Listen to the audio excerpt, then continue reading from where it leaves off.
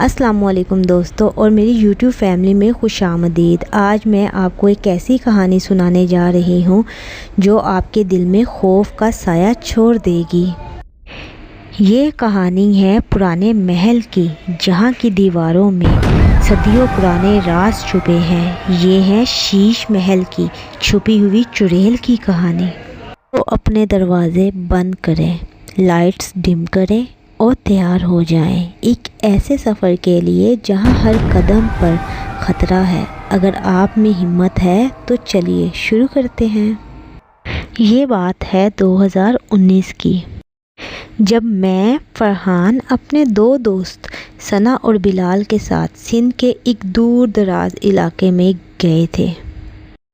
وہاں ایک پرانا محل تھا جسے لوگ شیش محل کہتے تھے، کیونکہ اس کی دیواروں پر شیشے کا کام اتنا خوبصورت تھا کہ چاندنی رات میں وہ چمک اٹھتا تھا۔ لیکن یہ محل صدیوں سے خالی پڑا تھا اور گاؤں والے اس سے بہت دور رہتے تھے۔ گاؤں کے بزرگ کہتے تھے کہ 2 سال پہلے شیش محل میں ایک نواب کی بیٹی گل رانا رہتی تھی۔ وہ اپنے حسن اور اپنے شوق علم کے لیے جانی جاتی تھی، لیکن اس کا ایک بھانجا جو اس کی دولت کا لالچی تھا، اس نے دھوکہ دے کر اسے قتل کر دیا۔ گل رانا کی روح اب بھی اس محل میں بھٹکتی ہے اور جو بھی وہاں جاتا ہے اسے اپنے ساتھ ہی لے جاتی ہے۔ ہم تینوں جو کہ ہسٹری کے شوقین تھے، ہم نے سوچا شیش محل کو ایکسپلور کرنا ایک ایکسائٹنگ ایڈونچر ہوگا۔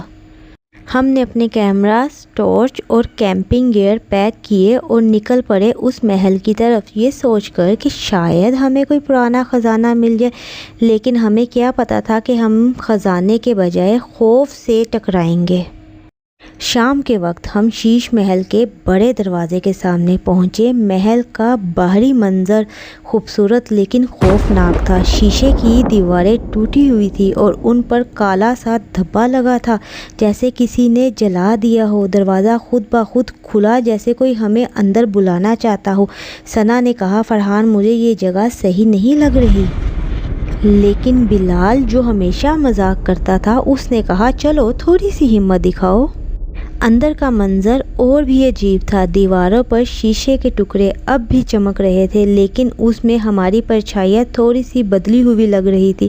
میں نے اپنا کیمرہ آن کیا اور ریکارڈ کرنا شروع کر دیا۔ پہلے تو سب نارمل تھا، لیکن پھر ہمیں ایک ہلکی سی آواز سنائی دی، جیسے کوئی شیشہ ٹوٹ رہا ہو۔ ہم نے دیکھا ایک بڑا سا شیشہ اپنے آپ گر گیا اور اس کے ٹکڑوں میں ایک عورت کی تصویر ابھر رہی ہے۔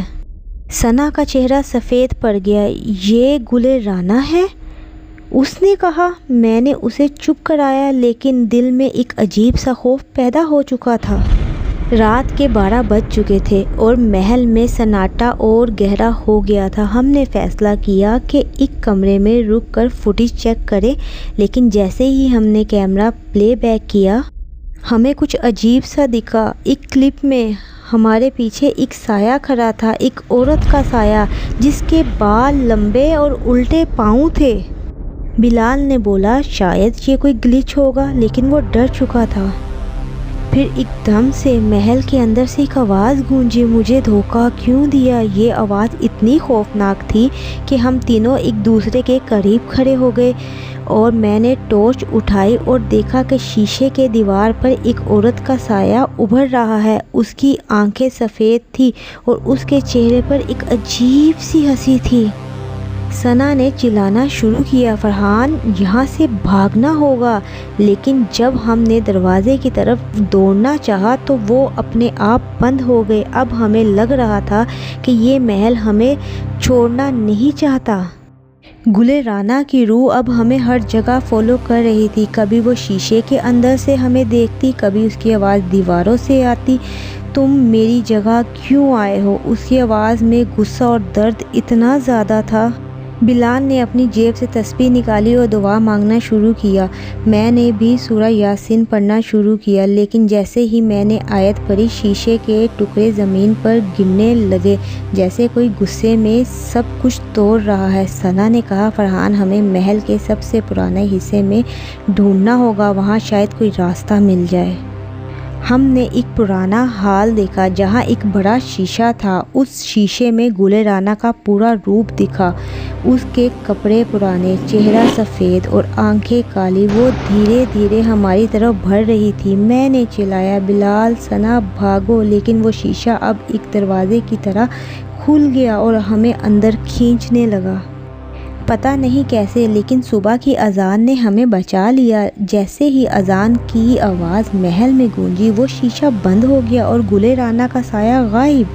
ہم نے اپنی جان بچائی اور محل سے بھاگ نکلے تو ایک بزرگ نے ہمیں دیکھا اور کہا، تم تینوں زندہ ہو؟ شیش محل سے کوئی واپس نہیں آتا۔